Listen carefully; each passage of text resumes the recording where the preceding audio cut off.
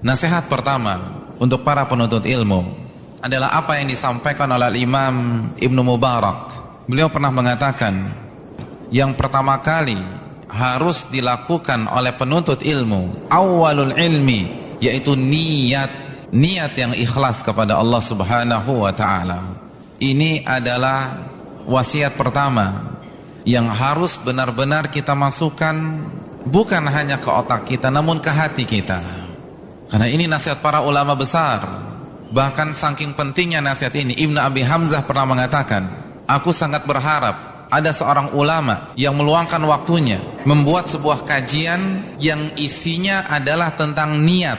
Jadi kajian hari Senin tentang niat, hari Selasa niat lagi, hari Rabu niat lagi, hari Kamis niat lagi, terus niat dan niat. Karena inilah salah satu inti dari agama kita. Bahkan ini pokok agama kita. Karena sebanyak apapun amalan sunnah yang kita kerjakan, sebanyak apapun majelis ilmu yang kita datangi, sebanyak apapun halaman yang telah kita torehkan dengan tinta kita, tidak akan diterima oleh Allah Subhanahu wa ta'ala kecuali dengan niat yang ikhlas. Innamal a'malu bin niat, sesungguhnya amal perbuatan itu ada dan tergantung niatnya. Wa innamal likulli imri'in ma nawa, dan setiap orang akan diganjar sesuai dengan niatnya tersebut. Hadis sahih riwayat Bukhari dan Muslim. Dan Nabi memberikan ancaman yang sangat keras kepada para penuntut ilmu yang niatnya melenceng, yang niatnya tidak benar. Nabi kita SAW bersabda dalam hadis yang diriwayatkan oleh Imam Ibnu Hibban dan disahihkan oleh Imam Albani rahimahullahu taala, "Man ta'allama ilman mimma yabtaghi bihi wajh Allah, la yata'allamuhu illa liyusiba bihi 'aradan minad dunya, lam yajid 'urfal jannati yaumal qiyamah." Barang siapa yang mencari ilmu yang seharusnya ia persembahkan untuk Allah, mencari wajah Allah, namun ia justru niatkan untuk mencari dunia, maka dia tidak akan mencium bau surga. Na'udzubillah min dzalik. Oleh karena itu, jagalah niat kita.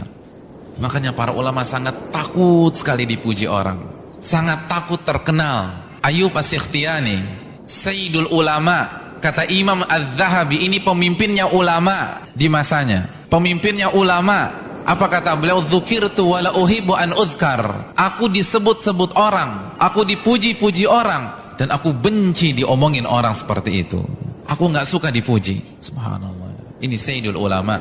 Imam Ahmad berharap bisa pindah di sebuah lembah di kota Mekah karena dia merasa tersiksa disebabkan keterkenalannya. Waqad bulitu bi syuhrah, kata beliau. Aku terfitnah dengan popularitas. Aku khawatir terkena fitnah ketenaran.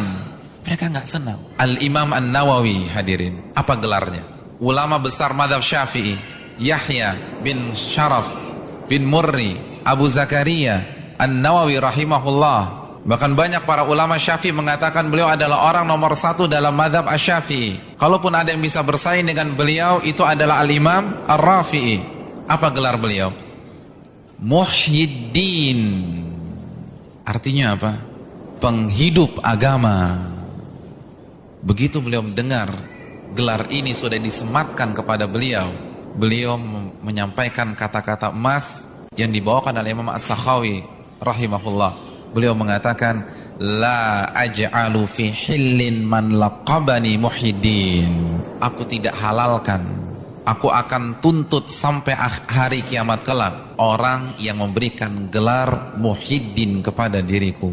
Subhanallah. Yang kasih gelar dituntut sama beliau, karena beliau paham hakikat keikhlasan. Jaga keikhlasan kita dalam menuntut ilmu.